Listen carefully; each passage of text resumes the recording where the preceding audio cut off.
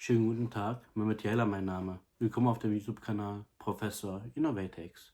Das heutige Thema ist Zukunftstechnologien und Trends. Vor allem möchte ich auf das Thema eingehen, Technologien im Auto und zum anderen auf das Thema Flugtaxis. Zuallererst möchte ich mit dem Thema Technologien im Auto anfangen. Genau genommen mit dem Thema selbstfahrende und smarte Autos. Die Maschine wird den Menschen zum Teil und in naher Zukunft komplett ablösen, was das Fahren mit dem Auto betrifft. Dafür ist es notwendig, dass die Fahrzeuge untereinander vernetzt sind und die Fahrzeuge auch untereinander kommunizieren, bezogen auf Lage-, Positions- und Fahrbericht. So können Unfälle, Staus sowie suboptimale Wetterbedingungen verhindert und/oder auch umfahren werden. Für selbstfahrende und smarte Autos bedarf es auch an smarten Straßen. Damit ist gemeint, dass die Ladeinfrastruktur vorhanden, ausgebaut und ausgeklügelt werden muss. Aber auch dahingehend, dass die selbstfahrenden Autos die Schilder, die Spur sowie auch Tiere, also wild, erkennt und auch direkt verarbeiten kann.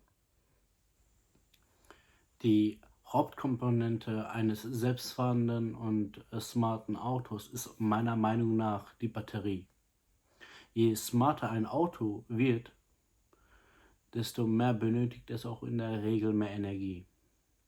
Bezogen auf die Sensoren und die passende Verarbeitungseinheit, Sensoren wie zum Beispiel LiDAR-Sensoren, Radarsensoren, Kameras, Ultraschallsensoren, Inertialsensoren, GNSS, Thermalkameras, Laserscanner oder V2X Communication.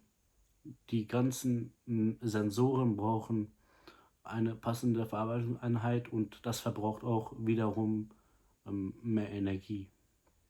Das heißt, es müssen bessere Batterietechnologien entwickelt, produziert und in den Fahrzeugen auch eingebaut werden. Zum Schluss möchte ich auf das Thema Flugtaxis eingehen. In den letzten Jahren hat das Thema Flugtaxis oder VTOL, Vertical Take-Off and Landing Aircrafts oder vertikal startende und landende Fluggeräte für Unternehmen und Privatpersonen immer mehr an Bedeutung gewonnen. Die Unternehmen möchten das autonome und/oder das ferngesteuerte Fliegen kommerzialisieren, indem es über die Stadt von A nach B fliegt oder von Stadt zu Stadt fliegt und so für den Kunden wertvolle Zeit spart, als würde es mit dem Auto selber fahren. Privatpersonen, die den Traum haben, selber mal irgendwann zu fliegen oder ein Fluggerät zu besitzen, was jederzeit zur abrufbereit steht, kann der Traum eventuell bald wahr werden, ohne dass man vorher einen Flugschein wie PPL-A oder PPL-H gemacht haben muss.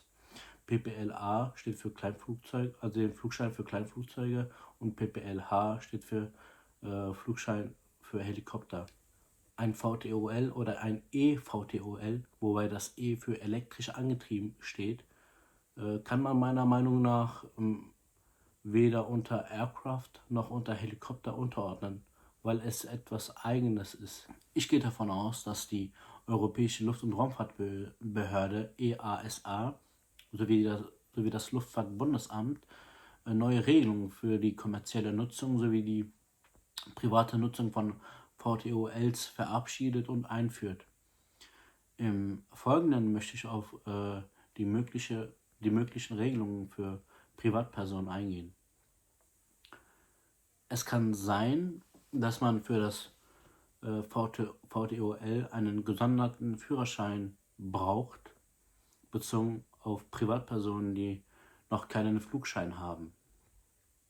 Für Privatpersonen würden dann spezielle Regelungen gelten.